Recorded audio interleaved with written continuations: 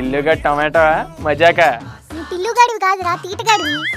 ఎవర్రా ఇది? మూసుకుచ్చరా పూల సొక్క. మనకెందుకులే, టమాటోలే నిగనిగలాడే టమాటోలే. బాబు టమాటాలు ఎంత? క్యాచ్. అది ఎంత ఉంది? ఎంత? అంతే మరి. మీ ఊళ్ళో తెలివితేటలు ఇక్కడ వాడకు.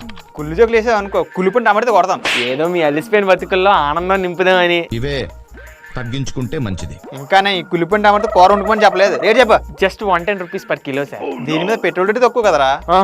అయితే పెట్రోల్ తోనే వెళ్ళి పప్పుచారు ఎట్టుకో.